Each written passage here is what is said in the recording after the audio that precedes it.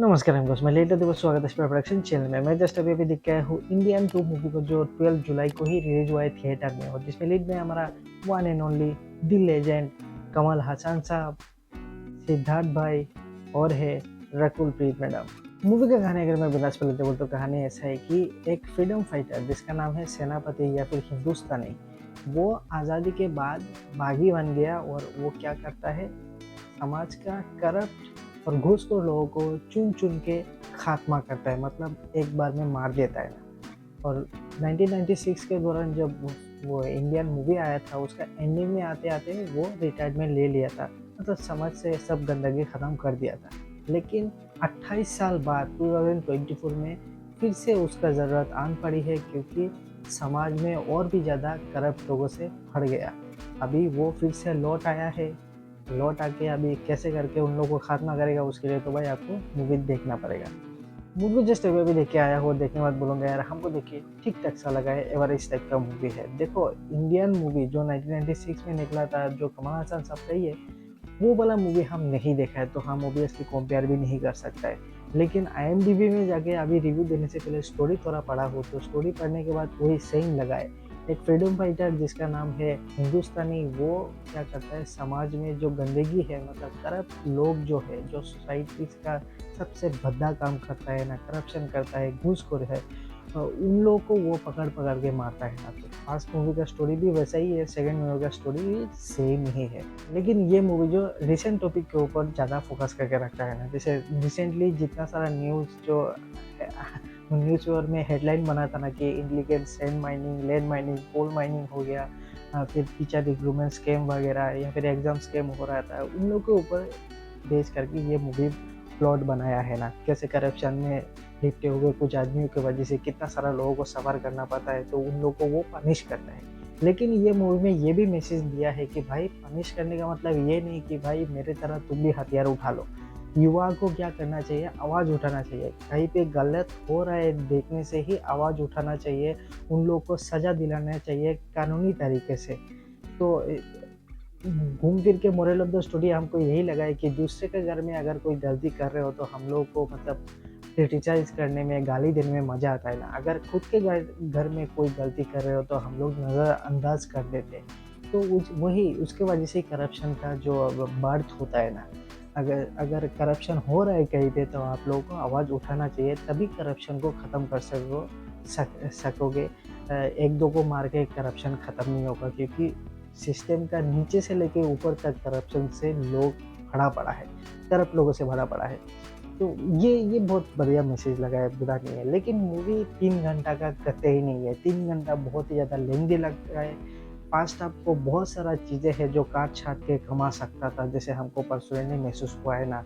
First half को काट-छूट के या ढाई घंटा का पहले ही मूवी ख़त्म कर सकता था, तब और भी ज़्यादा बढ़िया होता। मूवी का स्टोरी कुछ नया नहीं है, इस सिमिलर टॉपिक के ऊपर पहला वाला मूवी सेम टॉपिक के ऊपर है, लेकिन सिमिलर टाइप का टॉपिक के ऊपर बहुत सारा मूवी ऑलरेडी एग्जिस्ट करता है ना। कुछ नया नहीं है स्टोरी का स्टोरी लाइन जो। लेकिन भाई कमल हसन साहब को देख के हमको बहुत ही बढ़िया लगा है। हम पहला वाला मूवी नहीं देखा था, हम लोगों का रिव्यू भी सुन रहा था कि भाई कमल हसन साहब का पहले वाला मूवी का जो 1996 वाला मूवी का जो प्रोस्थेटिक मेकअप है, वो बहुत बढ़िया है कंपैरिजन टू दिस टाइम। लेकिन दिस टाइम का प्रोस्थेटिक मेकअप वाला जो फेस है कमल हसन साहब का, वो देख के हमको अच्छा लगा है। क्योंकि मैं पुराना वाला नहीं देखा, इसलिए बोल रहा हूँ। और कमल हसन साहब जो खुद भी मतलब प्रोस्थेटिक मेकअप सीखे थे ना 90s के दौरान, ये बात पहली बार पता चला है हमको, जो सुन के हम चौंक गया भाई। कमल हसन साहब ऐसे ही नहीं लेजेंड कहा जाते हैं भाई, उन्होंने इतना ज़्यादा कुछ किया है ना अपना लाइफ में, सीखने का बहुत कुछ है कमल हसन साहब से।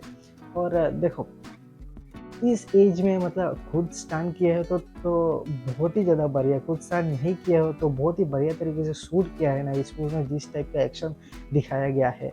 और वार्मी कलाई बोल के एक मार्शल आर्ट का मेंशन किया गया है, इसको इसके बारे में हमको जेन्युइनली पता नहीं था। हम इंटरनेट में सर्च करके मूवी देखने के बाद पता चला वार्मी कलाई क्या है ना। वार्मी कलाई जो इंडियन का ही है, बहुत पुराना एक मार्शल आर्ट है ना, ट्रेडिशनल मार्शल आर्ट है, जो बहुत कम लोग ही जानते हैं आजकल। जो वार्मिकला ये क्या करता है, मतलब जो हम लोग का प्रेशर पॉइंट जो है, जैसे प्रेशर पॉइंट बहुत सारा है, प्रेशर पॉइंट में मतलब अटैक करने से लोगों का जो पैरालाइज होता है हो जाता है ना लोगों का बॉडी वगैरह, तो वो एक एक मार्शल आर्ट है ना, वो सीखना पड़ता है। प्रेशर पॉइंट जो है बहुत सारा बॉडीज़ में, कितना सारा प्रेशर पॉइंट है हमको एग्जैक्टली पता नहीं है, लेकिन उस जगह में अटैक करता है ना, अटैक करने से लोग मतलब मरता नहीं है, लेकिन वही पैरालाइज वगैरह और कुछ कुछ हो जाता है, लेकिन उससे क्योर भी होता है ना, बॉडी को क्योर भी कर सकते हो वर्मिकलाई से।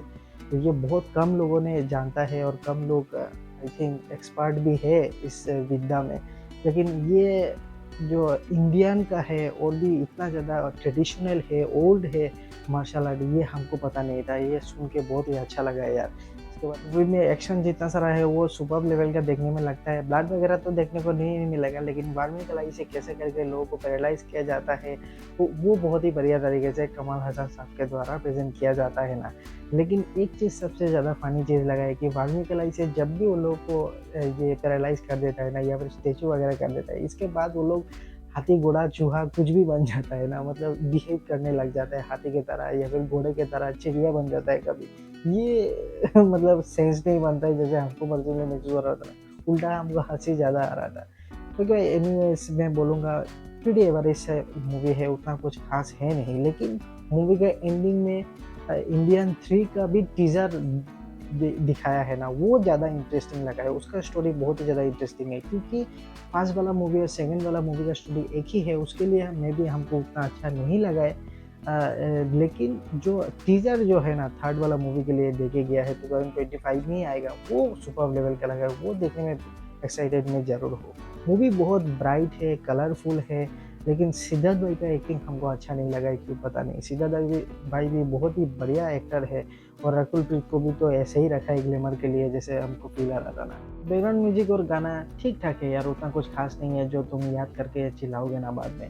और एक्टिंग के बारे में बात करो तो सिर्फ कमल हसन साहब का मूवी है, और कमल हसन साहब ही ज़बरदस्त लेवल का काम किया है ना। व्हाट एन लेजेंड है क्या, वही एकलौता बंदा जो इस मूवी में अच्छा काम किया है ना। बाकी सब एक्टर लोग बहुत ही ज़्यादा एवरेज टाइप का काम किया है, किसी का कैरेक्टर तुमको याद नहीं रहेगा ना, सिर्फ कमल हसन साहब को छोड़ के।